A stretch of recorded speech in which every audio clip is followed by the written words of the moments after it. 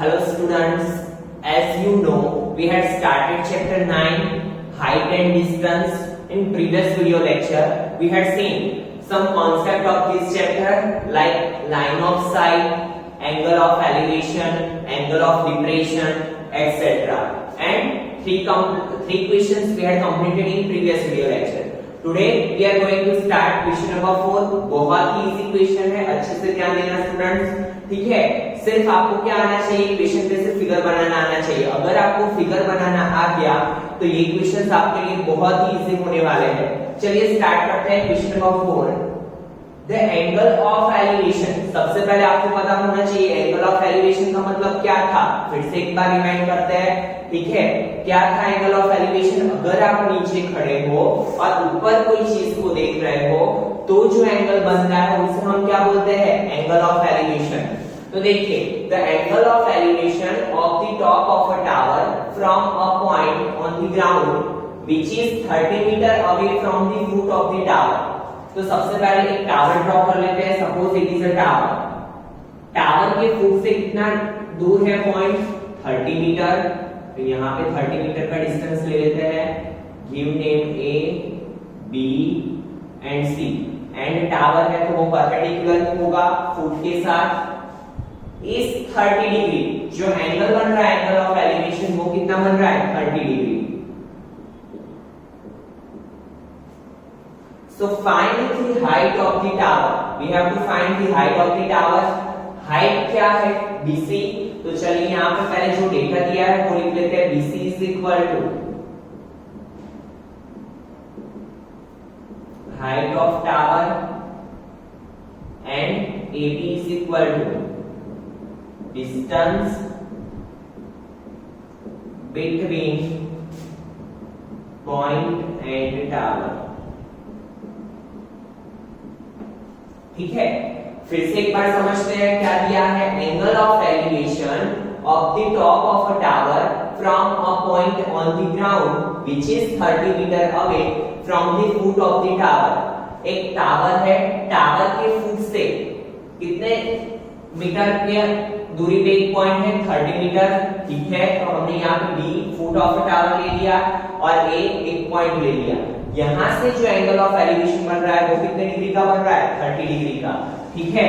और यहाँ पे BC क्या है? Height of a tower. That means we have to find BC, ये फाइंड करना है। तो हम देखेंगे कि 30 डिग्री के लिए हमारे पास कौन सी साइड है। आपको पता है 30 डिग्री को जो टच साइड होती है उसे हम क्या बोलते हैं? बेस। एंड फाइंड क्या करना है? परपेंडिकुलर। BC फाइंड करना है। BC क्या है? परपेंडिकुलर। तो बेस और परपेंडिकुलर के लिए कौन सा इक्वेशन है? We know that tan theta, because tan theta का इक्वेशन क्या है? Perpendicular upon base. तो हम वो ही अप्लाई करेंगे, ठीक है। तो यहां पे लिखेंगे in triangle ABC tan 30 is equal to क्या होगा? BC upon AB। tan 30 की वैल्यू है 1/√3। BC we have to find and AB क्या है? 30। तो BC is equal to ये 30 यहाँ पे जाएगा तो 30/√3। Now you know that कि डिनोमिनेटर में अगर स्क्वायर रूट हो तो वो चलता नहीं है। हम क्या करते हैं? स्क्वायर रूट को निकालने के लिए रेशनलाइज करते हैं। रेशनलाइज कैसे करेंगे? डिनोमिनेटर में जो डिजिट है उससे ही ऊपर नीचे मल्टीप्लाई करेंगे, ठीक है। तो कैसे करेंगे? BC is equal to 30/√3 multiply √3 तो क्या होगा? 30√3 अपॉन √3 3 10 3 सा 30। तो BC is equal to क्या है? 10√3 मीटर। तो height of a tower,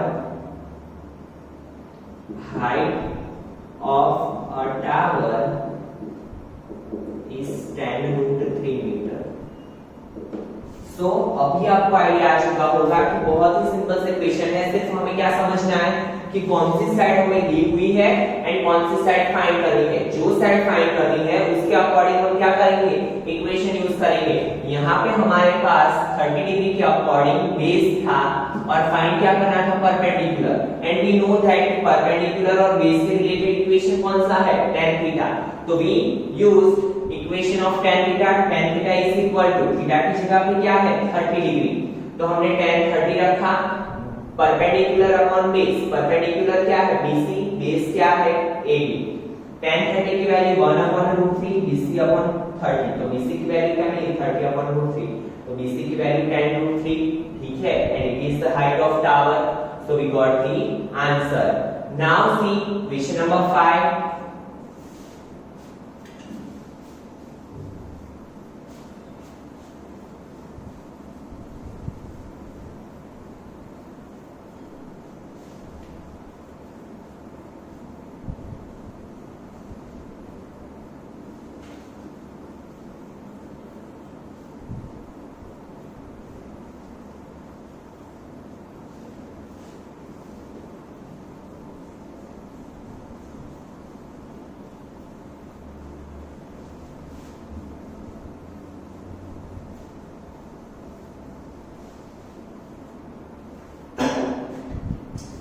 A kite is flying at a height of 60 meter above the ground। एक काइट है वो ग्राउंड से, चलो हम यहाँ पे ग्राउंड लेवल ड्रॉ कर लेते हैं, इट इज ग्राउंड लेवल, और यहाँ पे ये काइट है वो कितने मीटर पे है 60 मीटर पे। यहाँ पे ए लिख लेते हैं, यहाँ पे बी और यहाँ पे सी, ठीक है। Now a kite is flying at a height of 60 metre above the ground। The string attached to the kite is temporarily tied to a point on the ground। ये जो काइट के साथ स्ट्रिंग जो बंधी हुई है ये एक पॉइंट पे टाइड की हुई है। सपोज यहाँ सी पॉइंट पे इसे टाइड किया हुआ है, ठीक है। ये जो काइट के साथ जो स्ट्रिंग बंधी हुई है इसे सी पॉइंट पे टाइड किया हुआ है। The inclination of the string with the ground is 60 degree। कितने का एंगल बना रही है स्ट्रिंग? स्ट्रिंग ग्राउंड लेवल के साथ 60 डिग्री का एंगल बना रही है। Find the length of the string, that means we have to find AC। AC क्या है? Length of a string। Assuming that there is no slack in the string, that means बीच में कोई ऐसा gap पड़ रहा नहीं है। ये जो स्ट्रिंग है वो क्या है, एकदम स्ट्रेट है, ठीक है। तो हमें क्या फाइंड करना है, लेंथ ऑफ स्ट्रिंग। अभी देखिए फिर से एक बार समझिए, एक काइट है कितने metre above, 60 metre above from the ground level, और वो एक पॉइंट पे डोरी के साथ बंधी हुई है, ठीक है। और हमें क्या फाइंड करना है, लेंथ ऑफ स्ट्रिंग, ठीक है। तो देखिए 60 डिग्री के लिए हमारे पास जो साइड है ये साइड है, और AB क्या है, परपेंडिकुलर, एंड हमें फाइंड क्या करना है, AC। दैट मींस AC क्या है, हाइपो। तो परपेंडिकुलर और हाइपो के लिए कौन सा इक्वेशन है, बहुत ही easy, sin theta, because sin theta का इक्वेशन क्या है, perpendicular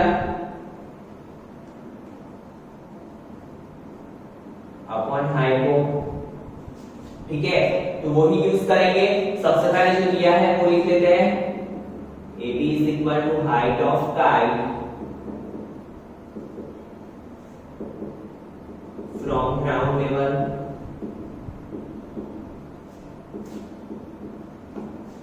and AC is equal to length of string। Now in triangle ABC, now in triangle ABC क्या यूज करेंगे हम, sin 60। क्यों sin यूज किया, क्योंकि हमारे पास AB है और 60 डिग्री के लिए AB क्या होता है, परपेंडिकुलर, एंड फाइंड क्या करना है, हाइपो। तो परपेंडिकुलर एंड हाइपो के लिए एक ही इक्वेशन है, कौन सा, sin। तो sin 60 इज इक्वल टू क्या होगा, AB upon AC। Now we know that value of sin 60 is √3/2। AB क्या है 60, AC we have to find। तो AC यहाँ पे जाएगा, 2 यहाँ पे जाएगा, √3 नीचे आएगा। तो AC is equal to 60 multiply 2 divide by √3।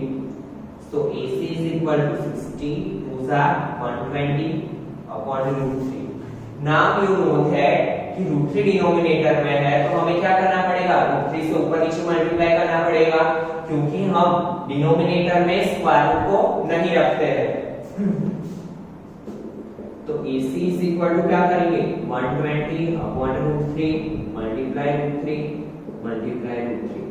So AC is equal to 120/√3, √3 340। AC is equal to 40√3 metre. तो लेंथ ऑफ स्ट्रिंग क्या मिली हमें, यहाँ पे लिखेंगे length of string is 40√3 metre.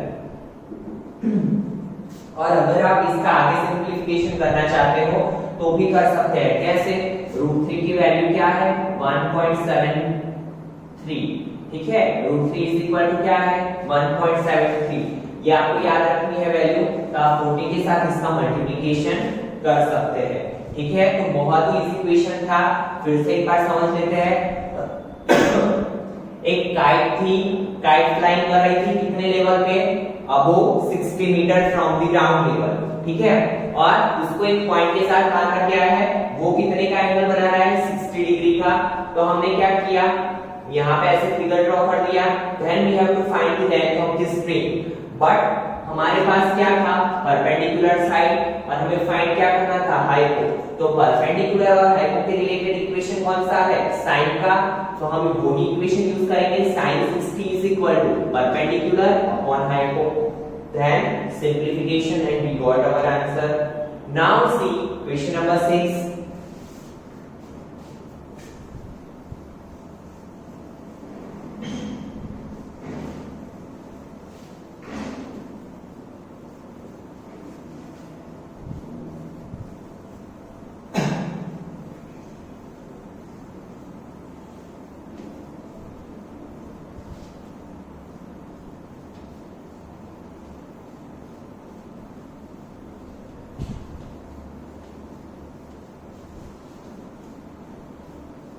A 1.5 meter tall boy is standing at some distance from a 30 meter tall building. क्या दिया हुआ है, दो चीजें दी हुई है। एक बॉय की हाइट हमें दी है 1.5 मीटर एंड दूसरा दिया है 30 मीटर टॉल बिल्डिंग। तो देखिए सबसे पहले यहाँ पे एक बिल्डिंग ड्रॉ कर ली हमने 30 मीटर एंड यहाँ पे एक बॉय ड्रॉ किया जिसकी हाइट क्या है 1.5 metre and it is ground level. फिर आगे बढ़ते हैं, the angle of elevation from his eyes. देखिए यहाँ पे हमें क्या मेंशन किया हुआ है कि जहां पे एंगल बन रहा है, एंगल ऑफ एलिवेशन वो कहां पे बन रहा है, उसकी आई से, ठीक है। तो यहाँ पे देखिए, यहाँ पे इसकी आई होगी तो यहाँ से बनेगा एंगल, तो यहाँ पे एक और लाइन बना देते हैं क्योंकि एंगल यहाँ से बन रहा है, कितने का बन रहा है 30 डिग्री का। The angle of elevation from his eyes to the top of the building increases from 30 degree to 60 degree as we walk towards the building. जैसे जैसे वो बिल्डिंग की ओर बढ़ता जा रहा है तो 30 डिग्री से लेके एंगल कितना बढ़ गया 60 डिग्री का। सपोज यहाँ पे पहुंचा तब एंगल बना 60 का, ठीक है। Find the distance he walked towards the building. हमें क्या फाइंड करना है कि यहाँ से यहाँ तक पहुंचा तो ये डिस्टेंस क्या हुआ। तो चलिए यहाँ पे लिख लेते हैं A B C D E F G, ठीक है। देखिए फिर से समझिए क्या दिया हुआ है, 1.5 मीटर टॉल बॉय स्टैंडिंग, यहाँ पे एक जगह पे वो खड़ा है और उसके सामने क्या है 30 मीटर की ऊंची बिल्डिंग है। फिर यहाँ पे उसकी आंखों से जो एंगल ऑफ एलिवेशन बन रहा है बिल्डिंग के साथ वो 30 डिग्री का है। बट यहाँ पे क्लियरली हमें स्पेसिफाई किया हुआ है कि जो एंगल बन रहा है वो कहां से बन रहा है, बॉय की आंखों के साथ 30 डिग्री का। जैसे जैसे वो बिल्डिंग के पास आ रहा है तो ये एंगल 30 डिग्री से कितना हो गया 60 डिग्री का हो गया, ठीक है। और हमें फाइंड क्या करना है, ये distance, that means DC find करना है। DC we have to find. तो देखिए हम सिर्फ यही चीज को लेते हैं कि हमें क्या फाइंड करना है और कैसे मिलेगा। यहाँ पे सी है, यहाँ पे डी है, हमें डीसी फाइंड करना है। तो अगर हम पूरा बीडी फाइंड कर ले और ये बीडी में से डीसी को सब्ट्रैक्ट कर ले, पूरे बीडी में से हम बीसी को सब्ट्रैक्ट कर ले, इतना पार्ट निकाल ले, तो हमें क्या मिल जाएगा, डीसी। ठीक है, फिर से समझिए, पूरे अगर बीडी में से हम डीसी को सब्ट्रैक्ट कर ले तो हमें क्या मिलेगा, डीसी। ठीक है, बट बीडी एंड डीसी मिलेंगे कैसे? तो देखिए, सबसे पहला काम हमारा क्या होगा, 30 में से 1.5 को सब्ट्रैक्ट करना, क्योंकि एंगल जो बन रहा है वो कहां से बन रहा है, आई से बन रहा है। ठीक है, तो हमें यही डिस्टेंस की जरूरत है। तो देखिए AB इज इक्वल टू क्या होगा, यहाँ पे लिखेंगे from figure AB is equal to AE minus BE। AE क्या है 30 एंड BE क्या है 1.5, तो 30 में से 1.5 जाएगा 28.5 मीटर। तो AB हमें मिल गया, क्या मिला 28.5। देखिए AB है हमारे पास। Now see here we have two triangles, one is bigger triangle ABD and another one is smaller triangle ABC। तो सबसे पहले हम बड़ा वाला ट्रायंगल लेते हैं। यहाँ पे देखिए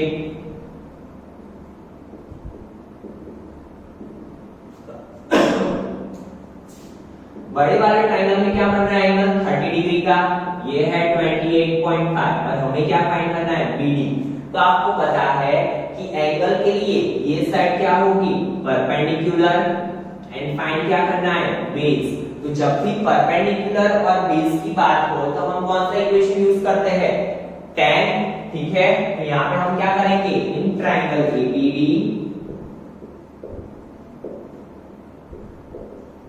tan 30 इज इक्वल टू क्या होगा, AB upon BD।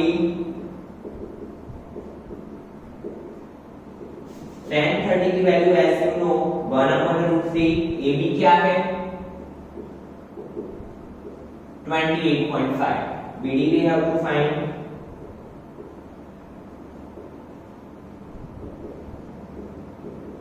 so BD is equal to क्या होगा 28.5 मल्टीप्लाई √3। ठीक है, ये √3 इसके साथ मल्टीप्लिकेशन में BD यहाँ पे जाएगा। नाउ सी दूसरा एक स्मॉलर ट्रायंगल दिया हुआ है क्या, ABC। देखिए यहाँ पे एक ट्रायंगल दिया हुआ है ABC ऐसे। ठीक है, और यहाँ पे कितने का एंगल है 60 डिग्री का, तो हमें BC फाइंड करना है। अगेन 60 के लिए ये क्या होगा, परपेंडिकुलर साइड, तो ऐसे BC रहेगा AB and BC means base. तो हम क्या यूज करेंगे, tan 60।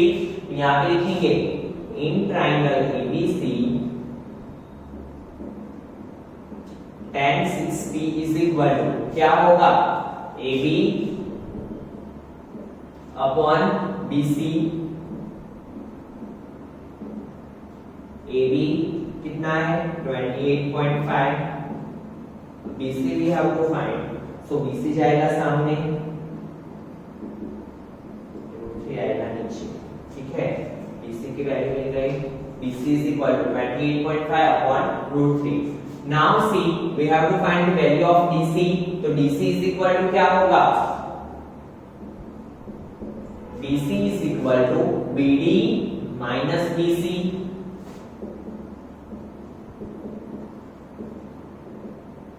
BD क्या है, BD की वैल्यू क्या मिली 28.5 √3 minus 28.5 upon √3। Now √3 goes in multiplication, तो √3 क्या होगा 3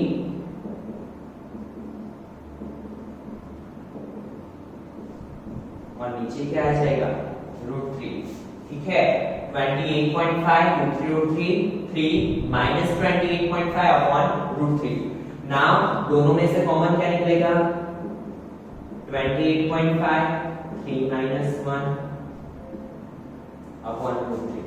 तो देखिए 28.5 मल्टीप्लाई 2 अपॉन √3 √3 √3 ऊपर नीचे मल्टीप्लाई करेंगे। ठीक है, क्यों? क्योंकि आपको पता है हम डिनोमिनेटर में क्या नहीं रखते हैं, स्क्वायर रूट को नहीं रखते हैं। दैट्स व्हाई हमने क्या किया, रेशनलाइज कर दिया डिनोमिनेटर को √3 से। तो यहाँ पे क्या होगा 28.5 multiply 2 multiply √3 3।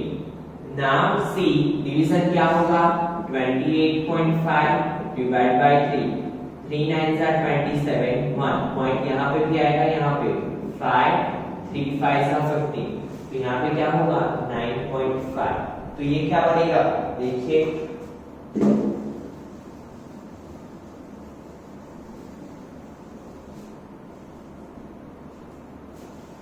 9.5 multiply 2 it become 19√3। देखिए अगर आपने इसे आगे सिंपलीफाई करना है तो क्या होगा 19√3 की वैल्यू क्या है 1.73। Now do multiplication 173 multiply 19 0 3 7 1 9 3s are 27 carry 2 9 7s are 63 plus 2 65 carry 6 9 1s are 9 plus 6 15। तो बचा क्या 32.87 मीटर। तो उसने कितना डिस्टेंस कवर किया 32.87 मीटर। देखिए फिर से पूरा क्वेश्चन रिवाइज करते हैं। A 1.5 meter tall boy is standing at some distance from a 30 meter tall building। तो सबसे पहले हमने क्या किया 30 मीटर की एक बिल्डिंग बनाई, 1.5 मीटर का बॉय, दोनों यहाँ पे खड़े हुए यहाँ पे है और बीच में डिस्टेंस है उनके। The angle of elevation from his eyes to the top of the building increases from 30 degree to 60 degree। देखिए उसकी आंखों से बिल्डिंग की जो टॉप है वहां पे कितने का एंगल बन रहा है 30 डिग्री का, और जैसे जैसे वो बिल्डिंग की ओर बढ़ता जा रहा है वैसे कितने का एंगल बन गया 60 डिग्री का। ठीक है, तो हमें क्या फाइंड करना है कि ये जो लड़का है वो बिल्डिंग की ओर कितना डिस्टेंस चला। That means we have to find BC। ठीक है, तो BC कैसे मिलेगा, तो हमने देखा यहाँ पे line segment D, C and B। अगर हम BD में से BC को सब्ट्रैक्ट कर ले, BD में से BC को सब्ट्रैक्ट कर ले तो हमें क्या मिलेगा BC।